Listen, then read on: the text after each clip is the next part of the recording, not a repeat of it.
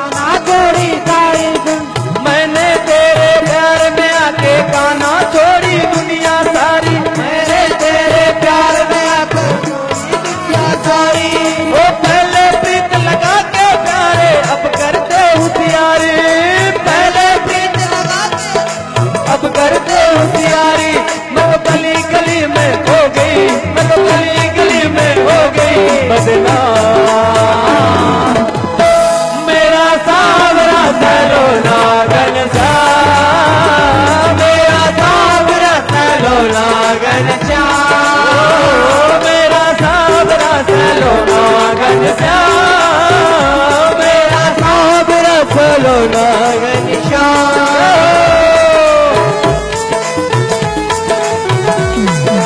श्री राधे हरि बोल।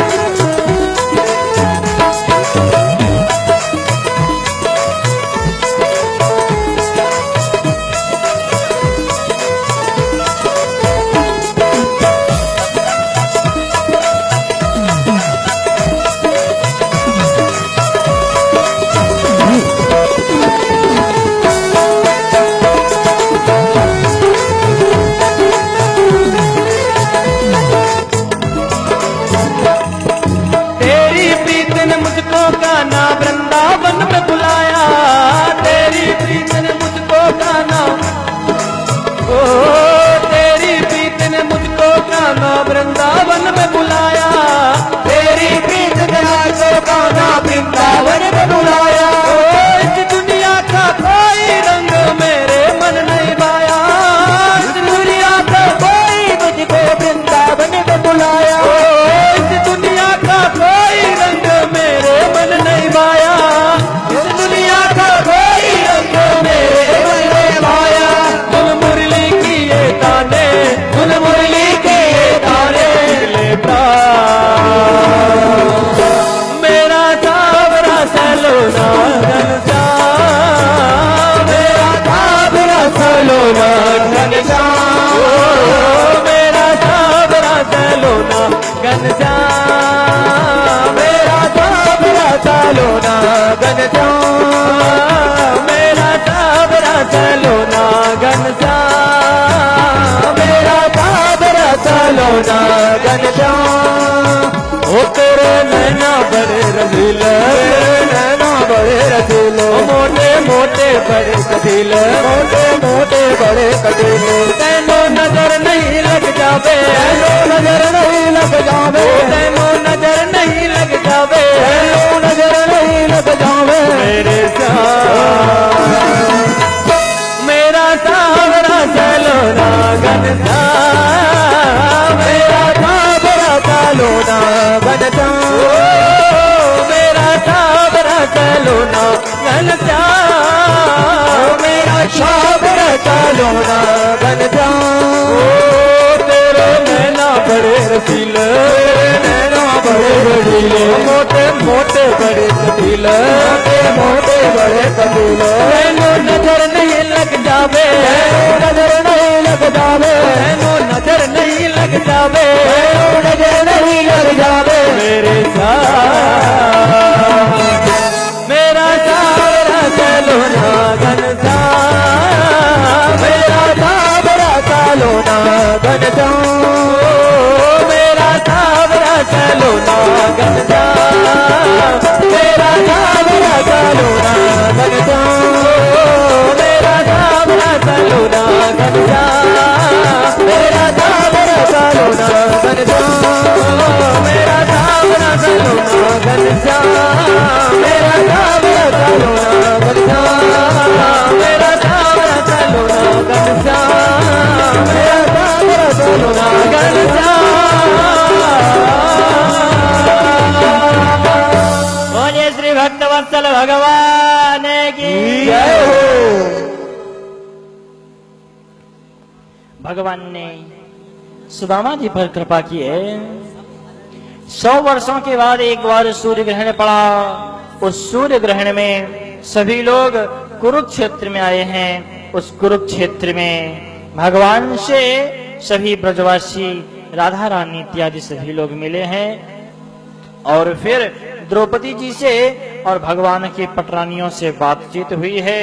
द्रौपदी जी ने भगवान की पटरानियों से पूछा किसका विवाह भगवान से कैसे हुआ। सभी ने अपनी अपनी बातों को बतलाया है। वसुदेव जी के मन में खिन्नता प्रकट हुई है।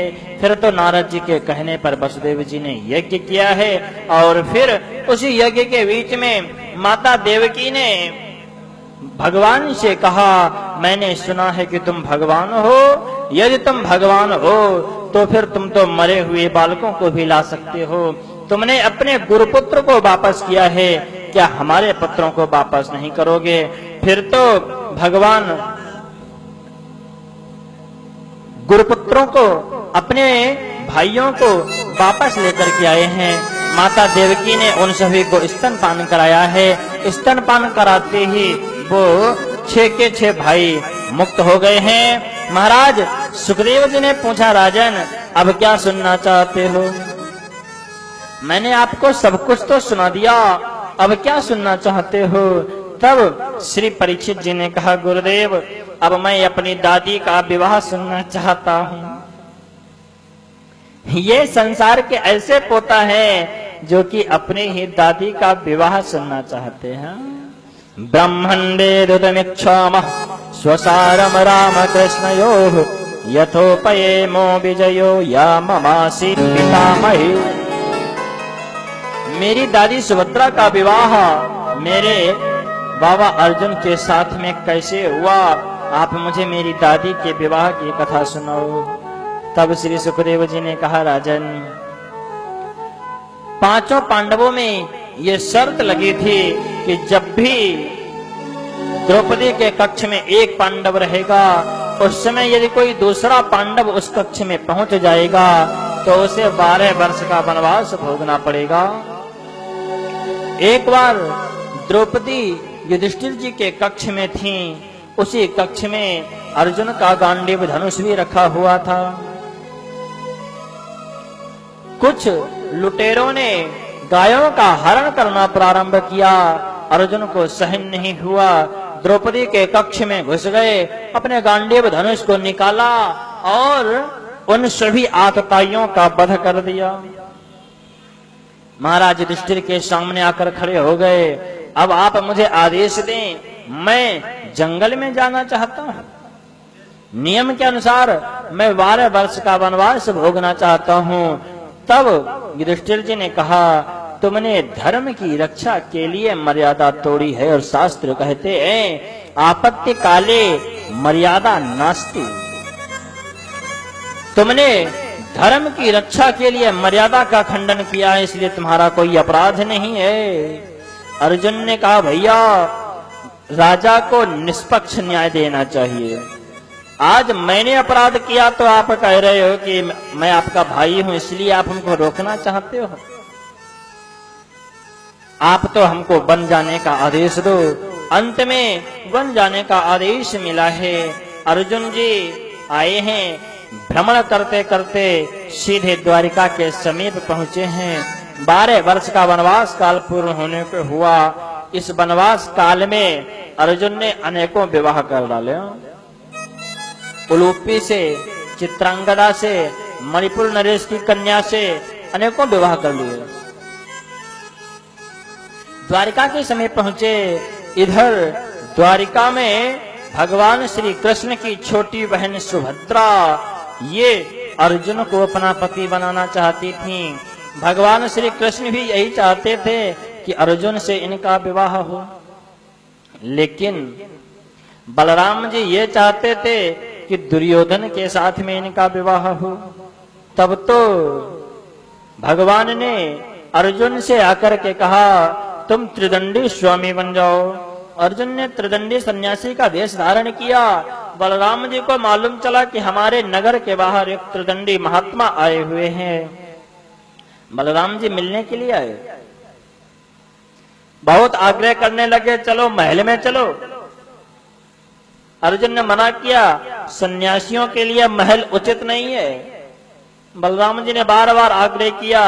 तब अर्जुन ने कहा चलो, जब आप इतना आग्रह करते हो तो मैं आपके साथ महल में चलता हूं। महल में आए। बलराम जी ने भगवान से कहा कृष्ण देखो महात्मा हमारे घर पर आए हैं। सेवक सदन स्वामी आगमनो, मंगल मूल अमंगल दमनो। सेवक के घर में स्वामी का आगमन ही अमंगल का विनाश करने वाला होता है। आज हमारे घर पर संत आए हैं, तुम एक काम करना, इन संत का अच्छी तरीके से स्वागत करना, मैं थोड़ा बाहर जा रहा हूं। बलराम जी चले गए। इधर भगवान ने सुभद्रा से कहा सुभद्रा तुम किससे विवाह करना चाहोगी? बोले अर्जुन से। भगवान ने कहा कल सुबह गौरी का पूजन करने के लिए मंदिर में चली जाना। क्यों, वहां क्या है?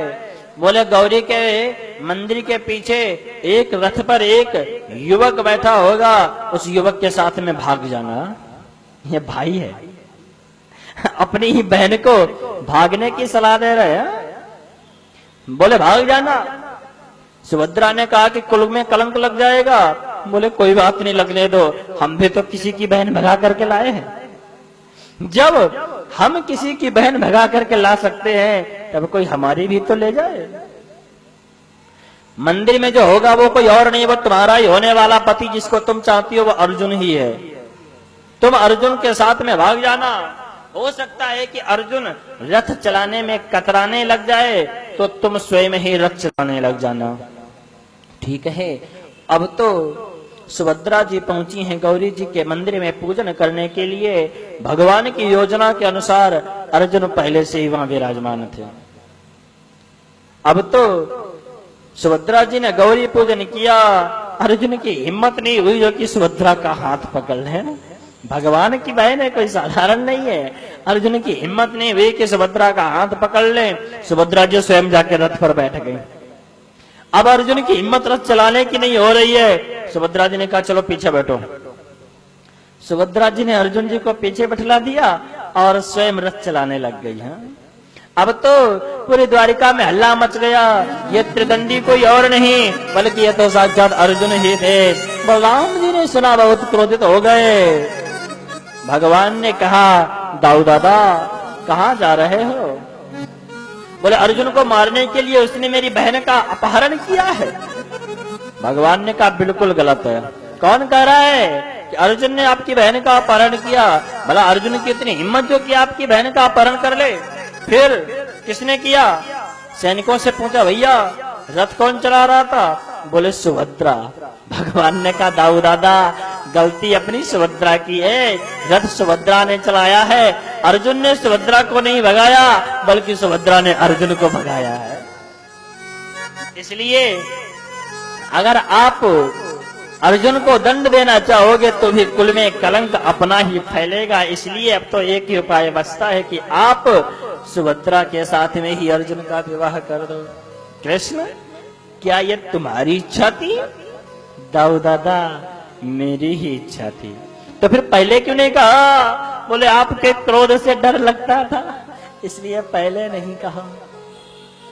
भगवान ने सुभद्रा का हरण करवाया है। राजन इन्हीं सुभद्रा से तुम्हारे पिता अभिमन्यु की उत्पत्ति हुई और अभिमन्यु के उत्तरा के गर्भ से तुम्हारी उत्पत्ति हुई है। इस प्रकार से सुभद्रा हरण हुआ है। भगवान एक बार कई संतों ब्राह्मणों को लेकर के मिथिला पहुंचे हैं। वहां जाकर के राजा बहुलास्व जनक और श्रुतदेव ब्राह्मण को एक ही साथ दोनों को दर्शन दिया है। दोनों मिथिला में ही रहने वाले थे, दोनों भगवान के परम प्रेमी भक्त थे, लेकिन दर्शन करने आ नहीं पा रहे थे। फिर तो भगवान ने दो दो रूप बनाए हैं।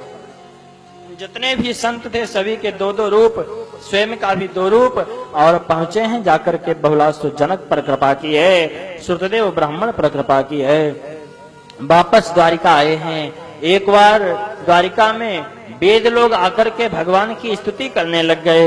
जय जय जय हजाम मजित दोष ग्रभीत गुणाम। हे प्रभु, अब तो आपके आने का समय हो चुका है। आप इस धरा धाम को छोड़ करके सीधे अपने साकेत गोलोक धाम में आ जाओ। भगवान ने कहा, मुझ पर किसी का शासन नहीं चलता, मैं सब पर शासन करने वाला हूँ। मुझे अपनी काल अवधि मालूम है, मैं जानता हूं कि मेरा समय क्या है। फिर तो वेदों को भगवान ने विदा किया है और एक बार भगवान ने शंकर जी का संकट भी दूर किया। नारद जी से पूछा गया कि इस संसार में सबसे अधिक जल्दी प्रसन्न होने वाला कौन है? शकुनी का पुत्र बकासुर था। इसने नारद जी से पूछा कि संसार में त्रिदेवों में सबसे अधिक प्रसन्न होने वाला कौन है? तब तो नारद जी ने कहा कि शंकर जी बहुत जल्दी प्रसन्न होते हैं। क्यों? क्योंकि वो आशुतोष हैं। आशुतोष तुम अवधर दानी, आशुतोष तुम अवधर दानी, आशुतोष तुम अवधर दानी, आशुतोष तुम अवधर दानी। आरती हरहु दीन जनु जानी, आरती हरहु दीन जनु जानी। जय जय जय हनुमान गोसाई, जय जय जय हनुमान गोसाई। कृपा करहु गुरुदेव की नाई, कृपा करहु गुरुदेव की नाई। आशुतोष अवधर दानी है भगवान शिव। जो कोई भी कुछ भी मांगता है भगवान शिव उसको दे देते हैं। यहाँ तक कि अगर कोई भक्त उनके ऊपर चढ़ कर के सोने का घंटा उतारना चाहता है तो भगवान शिव उस पर भी प्रसन्न हो जाते हैं और उसको अपनी भक्ति का वरदान देते हैं। ऐसा कोई होगा जो कि चोरी करने आ रहा है, घंटा ऊंचा पड़ रहा है, घंटा मिल नहीं रहा है, शंकर जी के ऊपर चढ़ करके घंटा उतार रहा है। शंकर जी कहते हैं, बेटा तूने तो मुझे अपना सर्वस्व दे दिया, तूने मुझे अपना सर्वस्व दे दिया। ऐसा कोई हो सकता है? कोई कह सकता है? अगर हम लोगों के सामने कोई ऐसा व्यक्ति आ जाए चोरी करने वाला, तो हम लोग सबसे पहले उसकी डंडों से स्वागत करेंगे, उसकी पिटाई करेंगे। लेकिन भगवान शिव उस पर प्रसन्न हो गए और कहने लग गए, बेटा वरदान मांगो। उस भक्त ने कहा कि वरदान क्या मांगे? आप खुद ही समझदार हो, अपने आप ही दे दो।